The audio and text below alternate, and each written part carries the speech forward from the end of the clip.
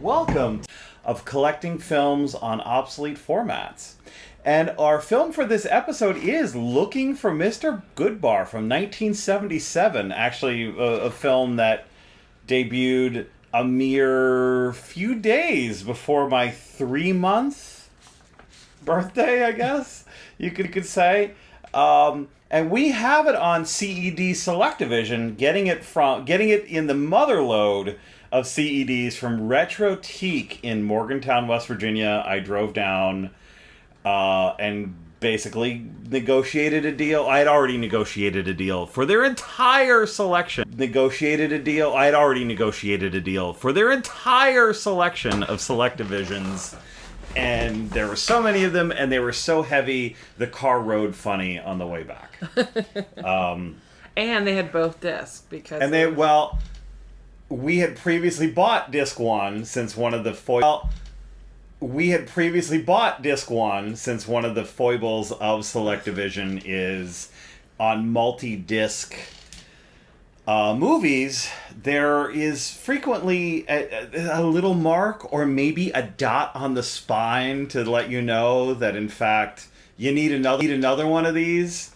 And so we had actually bought disc one and then, went on our way. Oh, we only got disc one. This sucks. And then actually in the motherload got disc two because they still had disc two. It's also quite annoying because I buy them to hang them on their wall, so you don't need both discs. Yeah. So there's a lot of incomplete things out there. Yeah, and because this is a movie that's over 2 hours, it needed 2 discs. 2 hours, 2 discs.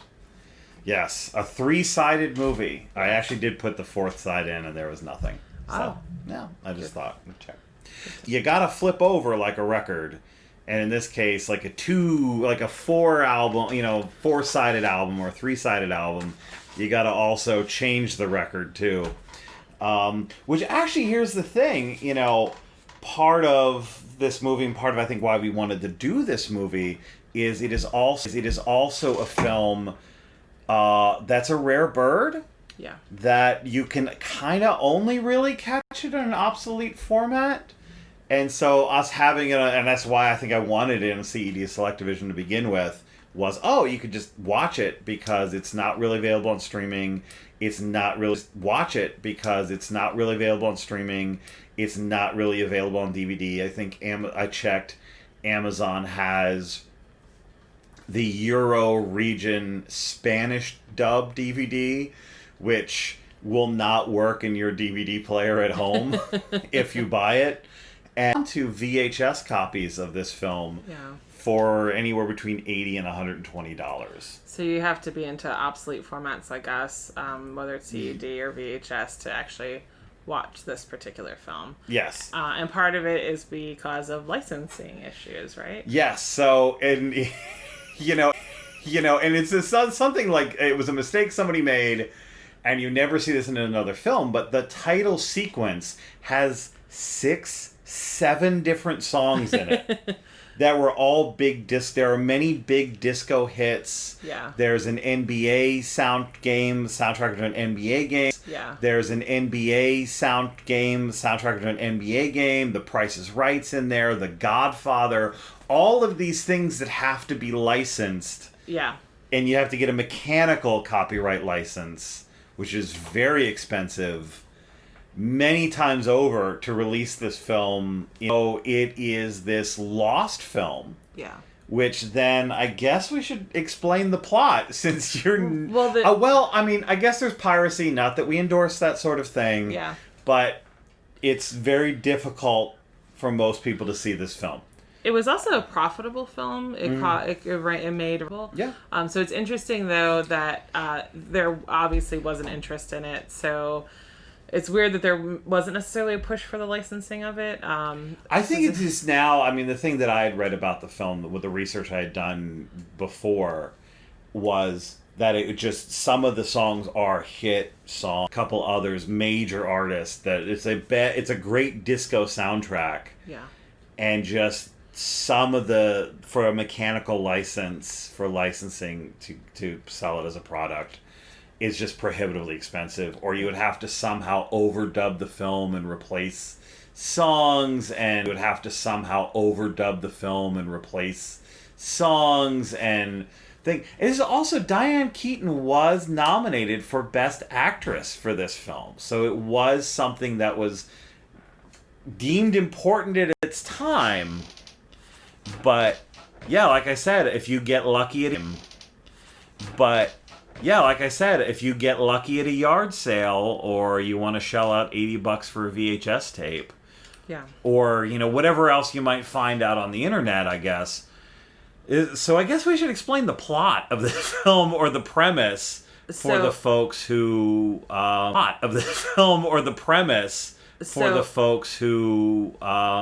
So Diane Keaton was not nominated for this film. She was nominated for Annie Hall. Tuesday Weld, who played the sister, was nominated for this film. I stand corrected. Yeah. So just to, in case anybody's a huge film buff and knows this, she was reading The Godfather at the bar in one of the scenes, and because already at this time she would have been in Godfather and Godfather 2. So she would already had her. People would have known her for that, and I believe she did Love and Death, which would have been Woody Allen. I wanted to say her first Woody Allen film, but she The Godfather and Godfather 2, and Annie Hall. So same year. So they came on the same. So this film would have been a big deal, and it was a hit. And I even remember part of maybe my fascination. The novel was a bestseller. I remember growing up in a house with and my mom having the mass market paperback of this film of Looking for Mr. Goodbar. Yeah, of the novel. Yeah. Wow, that's crazy. And so it would have been a big deal. Yeah. And at the time, they got all this. So we have to explain the premise of this film. It's actually based on we won't do this if we ever do Star Wars. So it's a fictionalization of a true crime that happened in New York City. A school teacher of the actually death was murdered and stabbed multiple times and raped. And so the novel, the author of the novel, she actually wrote an article about the murder, but it was viewed as like too salacious and gruesome to be published. So she actually turned it into a novel, and it was a fictionalized account of this murder that had happened. So with this, the names have been changed. So it's now Teresa Dunn, who is Irish Catholic, living in a repressed Irish Catholic household, who gets out on her own, has an apartment, and goes a bit crazy.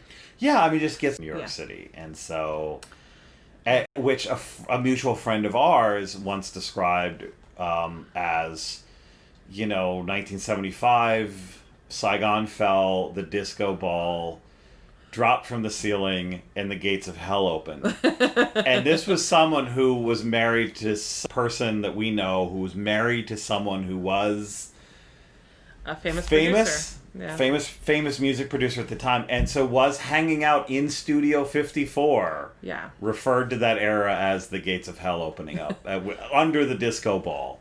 And so this film very much captures sex, drugs, and disco. And she brings home the wrong guy one night. She brings home the wrong guy more than one night. It just isn't fatal until the last guy. So that's the premise of the film. So we follow her kind of downfall of getting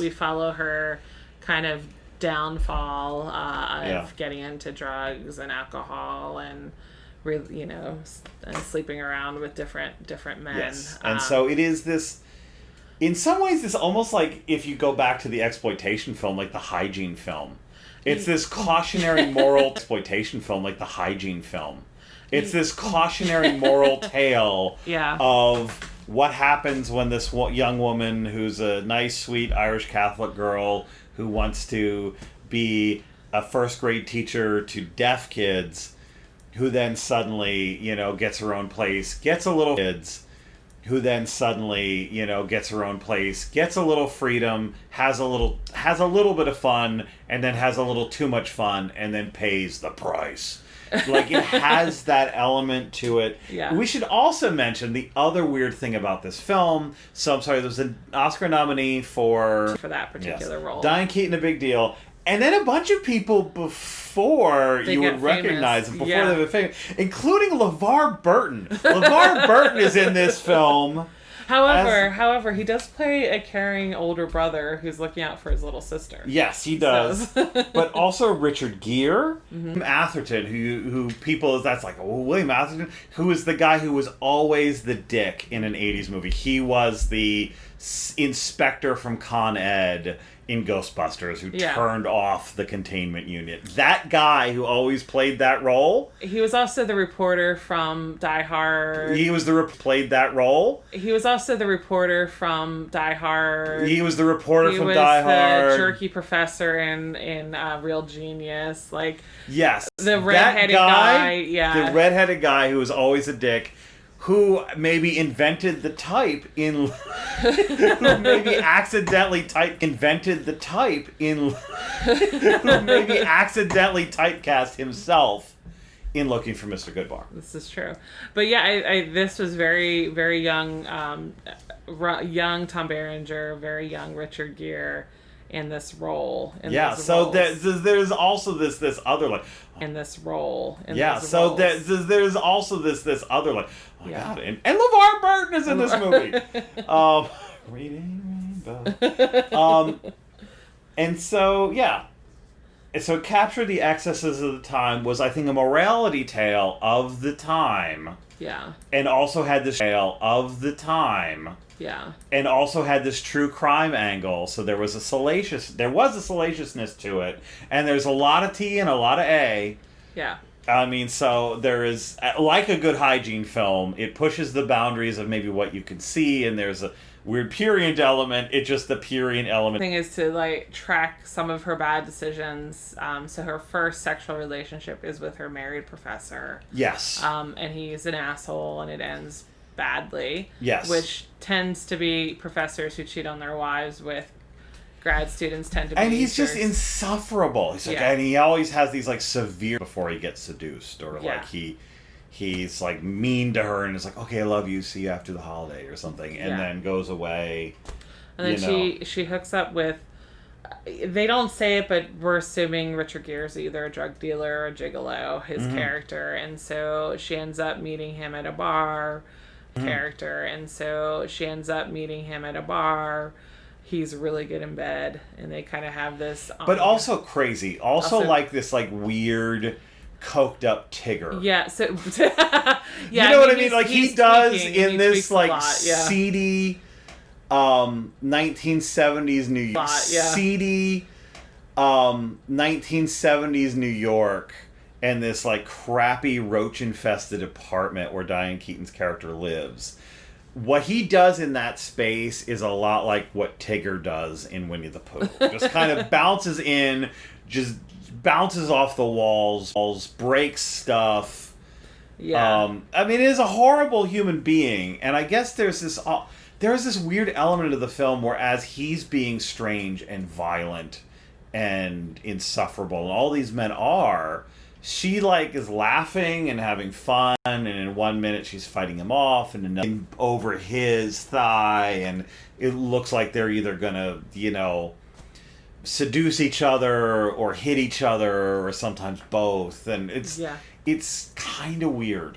And then she meets the James, who's a social worker, which is the Atherton. William Atherton plays social worker, which is the Atherton. William Atherton plays him, who is Irish Catholic, is supposed to be a good guy, but parents love him. Her but demonstrative, intolerant parents love James. But even he's bizarre. Their relationship goes stalky very quickly. Yeah, their relationship. And is, even to the end, the reason why she hooks up, the fatal hookup, is because he shows up. He follows her to the bar where she goes to hang out. And then she just has a series of different hookups that happen. Yes. And then, the Tom Berenger is the one who is the fatal. But I think... So it's interesting because you say it's a morality tale, but you think about it, as you also mentioned with our friend, this was what a lot of people were doing in the 70s. This is what a lot of people were doing in the 70s, and I mean, even a lot of people do it now, right? A lot of people are doing it now. I mean, we just have Tinder and, Grindr. And this is maybe we transition to the revisiting the movie in 2020, since we might be the only people in the world who get to do that. I think it's so heavy-handed in the way that it portrays this out of control woman, this woman who is obviously not very good at managing her own freedom. Yeah. And almost kind of, I think, is there a message in the film of, look what could happen to you, you better be good. I think there's an element of, I mean, again, and you think this is 19... I think there's an element of, I mean, again, and you think this is 1977. In 1957, they were still making hygiene films. Yeah. They were still making the films where, tell your children the girl has sex and she dies. For some reason. This is a very... She dies. For some reason. This is a very victim-blaming film. It's a very victim-blaming film. It's a film about paranoia. It's a film... And again, the other thing is not that, was it Jerry Harrison of living in New York City in the late 70s, you felt like you were experiencing the end of civilization in real time. Yeah. And so there was the city had major, massive problems. White flight had destroyed. There was violent crime. There was fear. There was a lot of neglect that was happening in New York City at the time. And what year City now? But it was super dangerous back then. The abandoned New York City, and so there was also those culture. There's a lot of the culture of fear. Yeah, that's a part of it. And that fear of urban space. Yeah. And that good people are. Yeah. And that good people are in trouble.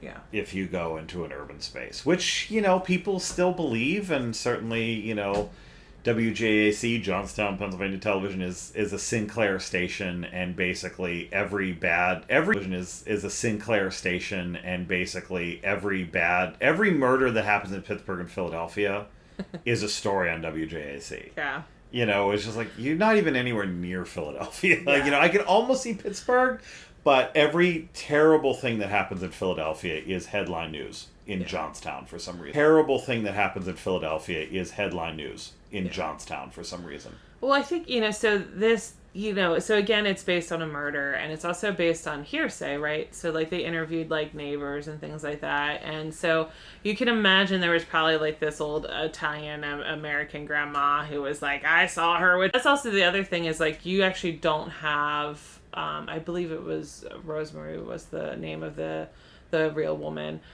You don't have her to interview her and understand who were you saying, what were your relationships. It's all based on these assumptions that. And it's also that whole victim blaming thing. It's how not to get raped, which is something in 2020 where not everybody is aware of this, and certainly our friend who used to be a district attorney would say, to me once that, trying to find is kind of hard. Yeah. Which is insane, but... and I think you say, so you're very much this hygiene film-esque, this very much morality tale of a woman who... Little Red Riding Hood who gets off the path and is actually eaten by the wolf. Riding Hood who gets off the path and is actually eaten by the wolf. Kind of thing. But we have to talk about, so she's coming from a repressive Irish Catholic family. Yeah. She was expected to live at home. Until she got married. You had, her one sister who is a nurse who's having babies with her husband, and then you have another sister who is a stewardess. Who is also indulging in life. She does get married, but... He's not Catholic. Which, again, is back when that was a huge deal to people. That was a huge deal to the family. He was Jewish, excessive lifestyle. but almost like a safer, excessive lifestyle because she is married to him. And, you know, so Teresa makes the decision to get her own apartment because her father is angry at her for going out and going to bars and not whoring around, as he calls it. Out and going to bars and not whoring around, as he calls it. Yes, and not. And it's almost weird because then it is this, he criminalizes her. Yeah. And so then she becomes this, like, moral free agent. Yeah. You know, after being rejected by him. And, yeah, and I think there's also, is there something to be said about, you know, not having any sort of lived experience. I was just going to say and moral compass. And certainly we, as students at St. Francis, saw that with people, that people got freedom. People who had never experienced that part. We had all the freedom in the world. And we certainly had crazy parties. We absolutely did. We certainly had a lot of Some fun. people went a lot further, though. No, I agree with you. Some people really lost themselves. And I think you can say that with the Teresa character. Yeah. But we also want to remember, so I believe she was 28 when, right? And do people always make the best decisions in their 20s? No. And I think, though, my point was that so repressed that then when suddenly you get offered something, it's almost like that documentary about Rumspringa at Devil's Playground. Yeah. Where it's like nothing. Here's all the drugs, and or whatever. Here's all the alcohol, and the only people going through it are people who also don't have any experience or wisdom with it. Yeah, I mean, did she probably lack the tools to navigate that space? Yeah. Absolutely. Yeah. And was she probably acting out space? Yeah. Absolutely. Yeah. And was she probably acting out against a really constrictive upbringing? Yeah. Most likely, yeah. And that rejected her. That was mean. That was demonstrative, yeah. Yeah. But she was able to get her own job. She was working on her... Yeah. But she was able to get her own job. She was working on her master's degree. She was a teacher of the deaf. And from the accounts from the book, and even that it's shown in the movie, she was well loved by her students. Yeah. Her coworkers really liked her. She had a lot of friends, and they say actually that a variety of people, and a lot of people knew her and loved her and cared for her.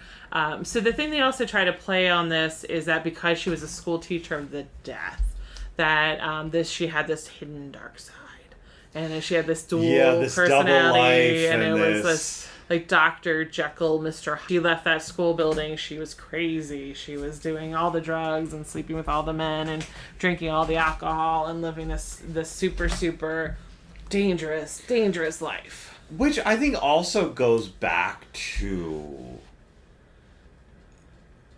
an earlier morality. An earlier morality that in 77 would have been close, for people in 2020 really far, which I think is this idea of the financially independent woman. Yeah. Which she is. And granted, teacher is gendered labor. Yeah. And granted, teacher is gendered labor. Yeah. Right? But she is working class, but financially independent female. Yeah. And how that in and of itself was salacious. Yeah. That in and of itself was scary. And that in and of itself was scary. And was something to be feared, and something perhaps many polite families would not want their daughters to turn into. And she was 28 when she was... And she was 28, yeah. So those, for us who were born in the 70s... Yeah. My parents were a bit older when they had me, but my mom had my first sibling when she was 19, 20. Within a year of getting married, they had their first child. So if in that particular context, 28 is super old not to be married for the 1970s. And 20 is super old not to be married, but also until she was in her 50s. She never got married, and she never moved out into her 50s. Right. Which was a thing, Catholic families did, And it's almost... Go ahead, I apologize. And so there is also, I think, for me, this element, this early morality of... As a friend of ours once called... A friend of ours in an apartment in Squirrel Hill South, and she's like, "You live there? That's full of school teachers and ruffians." And it was like the most scandalous things that they were living in the school teachers' apartments. Yeah. And that somehow, again, financially independent women were to be feared. The independent women were to be feared. And the possibility of moral failing. Yeah.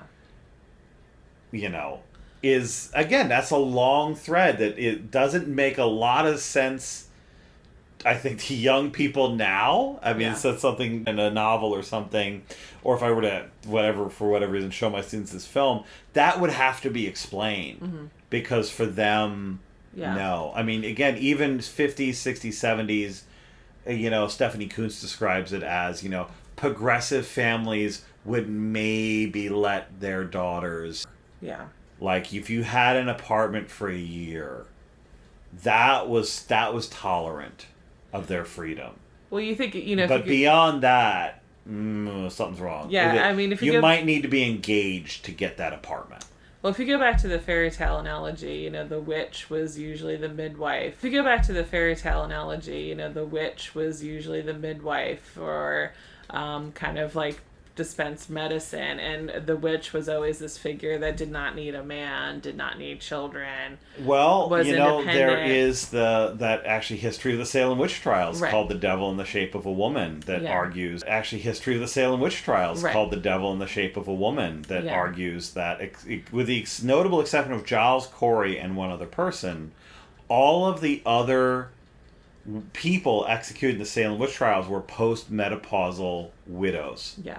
Who were then sexually and financially independent. Yeah. And how terrifying were they to that society? And so there's an element in this film, as much as it has the Red Hot Disco soundtrack, and you see Diane Keaton's boobs a lot. Yeah. And but it's a witch hunt in many ways. This is a witch hunt. Yeah. Yeah, and she's dead, you know, like so it's Roseanne was her name. Roseanne, who this character is based on, is dead and can't defend her character. And so her character is really being questioned in the latter day witch hunt of this particular woman and the choices that she's making. Or a hip hygiene film. A hip hygiene film. Absolutely. Yeah. And also, I think part of it for me revisiting the movie in 2020 is this part of why boomers are so messed up? Yeah. You know, this worldview, and you have a Law and Order, vote for me and I will stop the urban chaos. Yeah. Presidential campaign happening right now from the candidate who shall not be. Yeah. Presidential campaign happening right now from the candidate who shall not be named. And Voldemort, is that? Yeah. And this portrayal of urban space, this also, you know, as happened with a lot of folks from that generation who mismanaged their own freedom and made mistakes, then came to distrust other people's freedom. Yeah. You know, George W. Bush, I think, is a good example for me of... Actually, Zizek has that thing about George W. Bush and Osama bin Laden.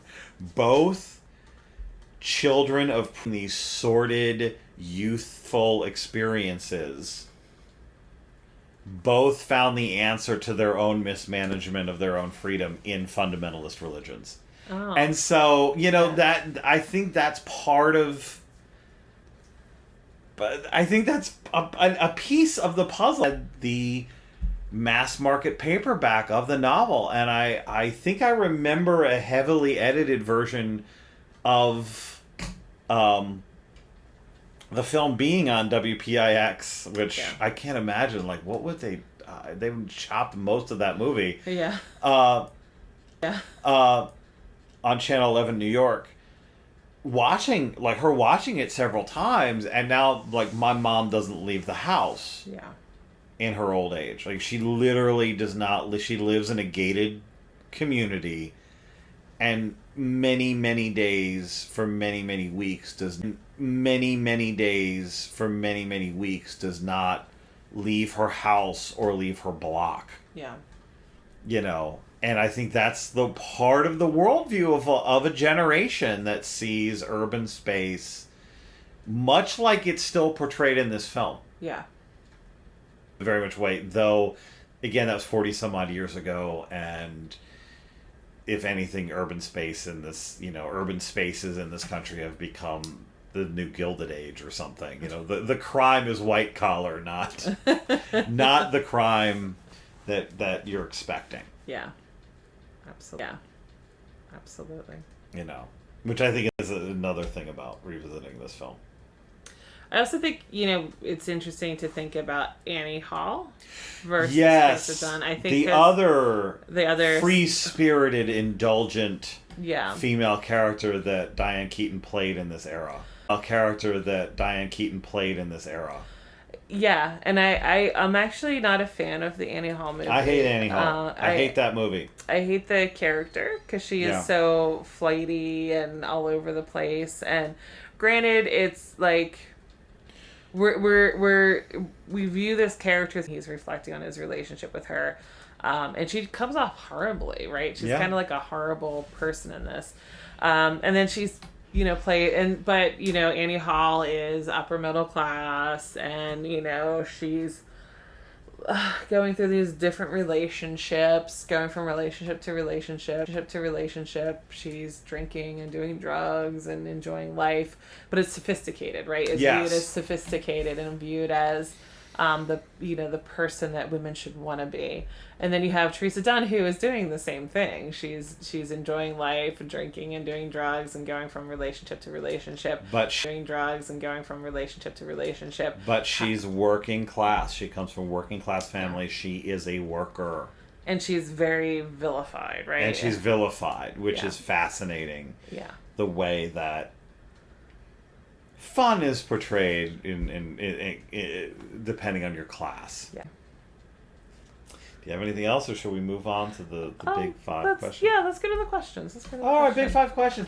And this one, actually, I'm asking it. I don't know my answer yet. Is it camp, retro, a classic, or just an old movie? And it complicates things because you can't see this movie. Yeah, you can't see it. And, we can see it, though on CED, we can barely see it.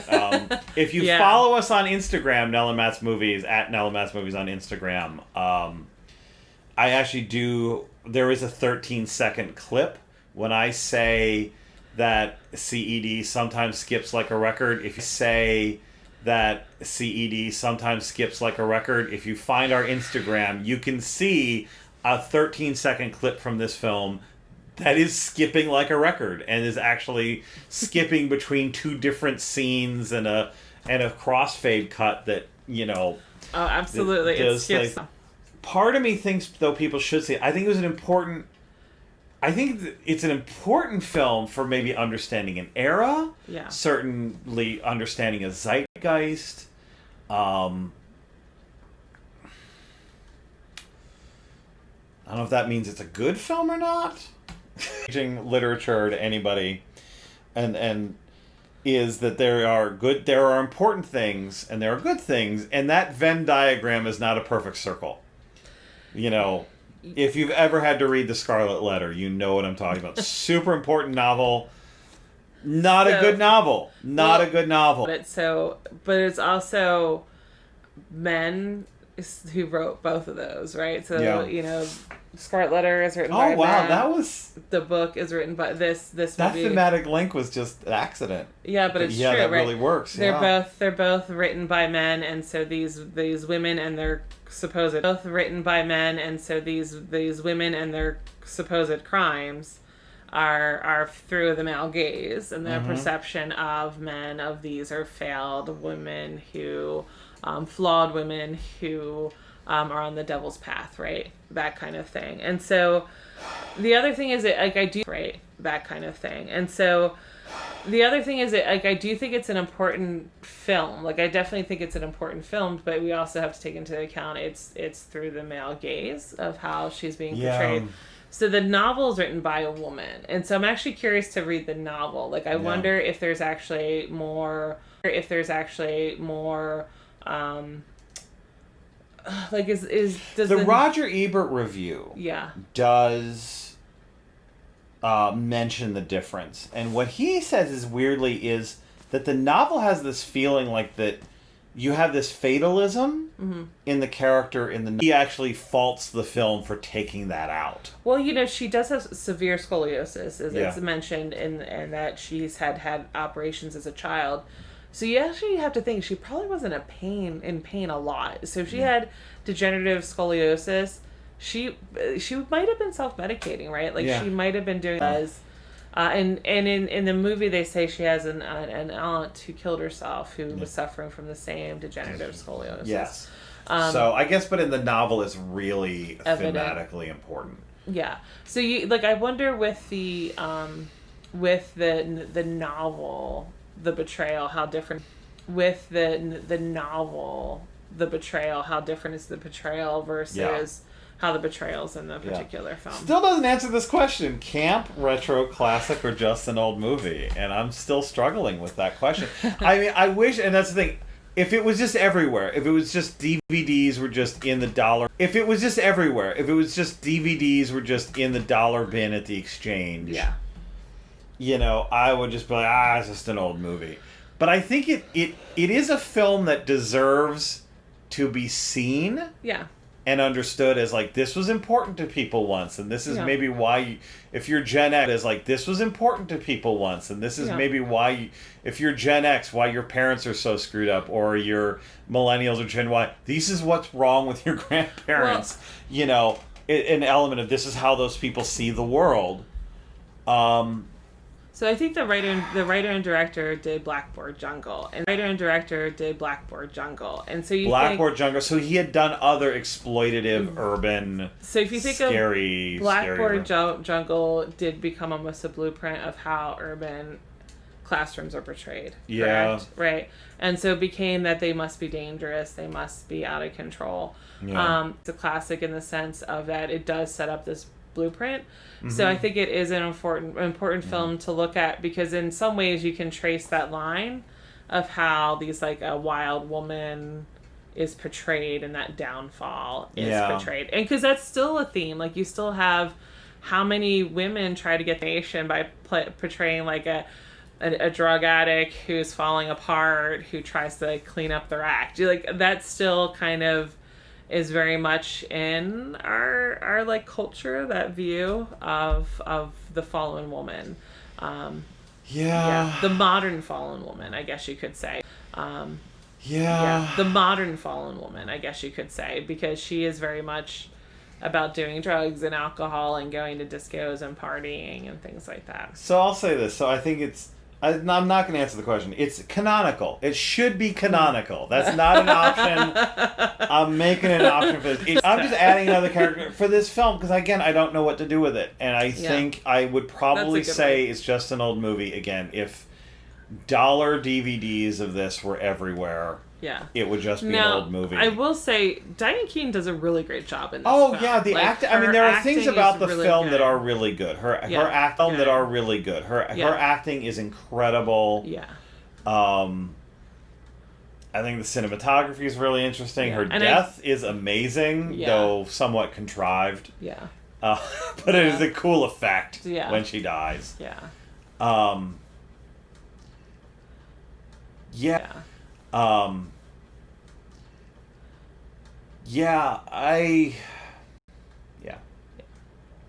So, what about the social political distance? I think we've been talking about this the whole time. I think the answer is massive. It is massive, massive, massive. Granted, that it is massive, massive, massive. Granted, I think there might be some Bible Belt people, some silver ring thing people who could look at this film and say, this is the world. But those of us who've managed our freedom and, a lot of the gender issues in this film, a lot of the portrayals so bad, are so... It's so problematic. problematic. So problematic. And I think it's a very much a film that blames the victim. And it's very much her death is her own fault. Yes. Which would then be interesting. This is our second time. I did see it on Late Night Philadelphia TV, as I mentioned before, heavily edited. I've seen it before, and this is my first time seeing it, or second time seeing it as an adult. And so the first time we saw it was more like, whoa, like, this is a lot going on, you know. Yeah. But now which was actually right. Whoa, like, this is a lot going on, you know. Yeah. But now which was actually right after we brought it home. We that was the first we have to check this CED from the mother load that we were like, let's put this in, you know. But watching it a second time, it is really it was just very disturbing because it was just very disturbing because women, you know, like, you know, we keep mentioning, like, and so the James, who should have been the ideal guy, the social worker who's Irish Catholic, who her parents like, that he should have been the one she was with, and he was even at that he should have been the one she was with, and he was even at the New Year's Eve party, and if she just left with him, none of this would have happened to her. But he's actually kind of violent towards her too. Yes. Right? He screams at her a lot, freaks out at her, throws things at her, is angry at her rejection, and so there's this sense of like, however, though, it's like, oh, she should have married this guy. And there's no, like, she encounters really no good men in her life. Her father's awful. Richard Gere is awful. There's a couple of the hookup guys that seem kind of, you know, she's just like, she has no good options. But also you have to remember, like, she's being, you know, portrayed in this horrible, horrible way because she's not getting married, because she's sleeping around. Yeah. But also, her sister makes a horrible choice in a partner there's this assumption that, like, if you marry the good Irish Catholic guy, you're going to have a happy life. But probably would have been a horrible life for her. And so, yeah, mom does not seem happy in this film. Mom doesn't seem happy in this film. And so, you know, I think she's getting beaten up for making bad choices, but people make bad choices all the time. And they're certainly beaten up for making bad choices, but people make bad choices all the time. And there's certainly women who, in the 70s, graduated high school, got married, and had children, but were in abusive relationships, but they did the right thing, where she's viewed as this horrible person for not wanting to be married and not wanting to be tied down, and for not wanting to be married and not wanting to be tied down. And where this film should have maybe condemned, like, this is if there are no good options for women, that says something about the era. Correct. And a social failing. Yeah. But instead, you know. So, question 3, the technical distance. And it's so interesting because there's a Douglas Copeland book called The Age of Earthquakes, and it talks about, you know, the internet and how smartphones have changed the world. And he actually references Mr. Goodbar. Not that long ago, people lived in poorly lit caves connected by landlines. And how foreign it does seem to him. Yeah. You know, that, you know, instead of being able to just ask a question and get any answer in under 30 seconds or under 10 seconds. Yeah. Those apartments are poorly lit caves connected by landlines and black and white TVs. I think for me, this is such a funny one, is like, because she doesn't live in such, you know, where Annie Hall lives in the Upper East Side. Yeah. Teresa does not. She lives in a really bad neighborhood, and there's like theaters near her, and all she has is like a simple like bolt on her door, which cracked me up because I'm like, really, in New York City, in that neighborhood, all you would have is like a bolt on your door lock that she forgets to lock sometimes. Yeah, a lot of the time. And so for me, there was that moment of like, really? Yeah. With it, but for me, there was that moment of like, really? Yeah. With it, but yeah, I mean, there's definitely a massive technical distance, just because you're right, it's just in a cave, and you have your landline.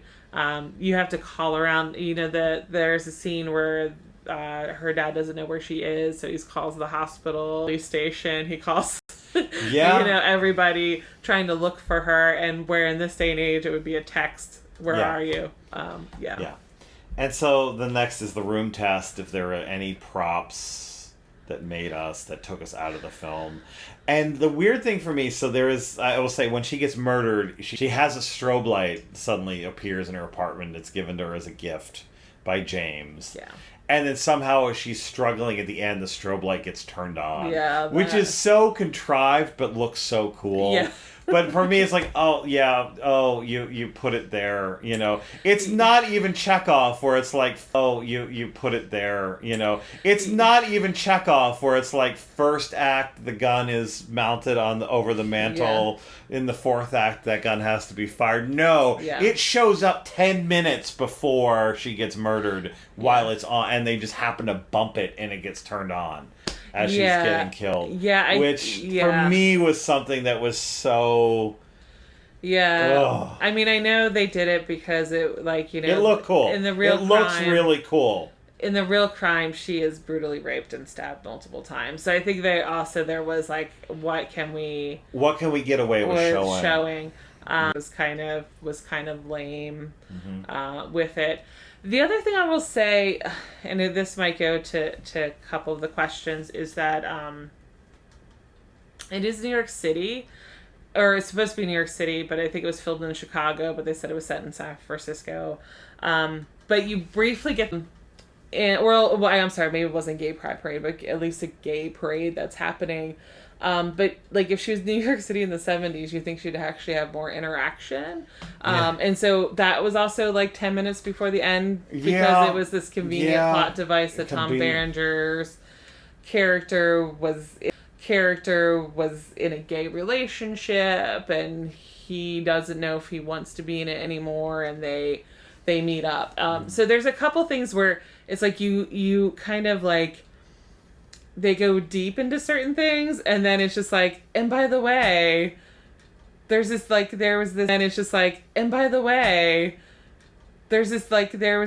kind of group of gay men who were there. I think again, for the way that's portrayed, for some of the audience would see that as part of the moral horror of the film. That's true. And it's literally Sodom and Gomorrah, New York City. And I guess also that's problematic that the killer is gay. More New York City. And I guess also that's problematic that the killer is gay. Yes. Or is a closeted gay man. Yes. Yeah. He's pathologized. Yes. And so the question 5, is it a keeper? It's a... We can't get it anywhere. I think the CED is degenerating, as all CEDs do. We might not watch it many more times. We might not be able to watch it many more times, but we have the freedom and the ability to watch it, and you probably don't.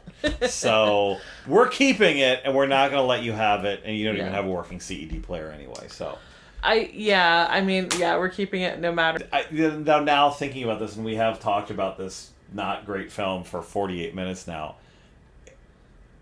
I have a thought of an article, actually. Oh, really? To write about this film. Yeah, I mean, you could do scholarship about this film. And the portrayal of the working class female body. That's true. And the portrayal of the working class female body. That's true. In this film. Yeah. There's something to be said for that, and something to be said. And again, 3 years before Reagan. Yeah. And you also hear Jimmy Carter. There's a Jimmy Carter speech. Oh, that's right.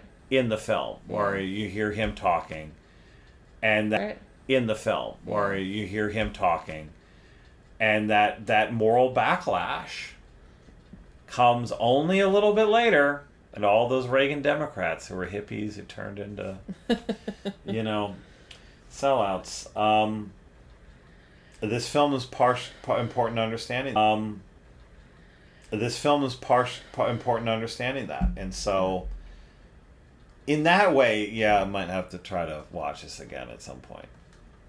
So we're keeping it, and you can't have it anyway. And we'll probably have friends reach out now saying, we got to watch this with you.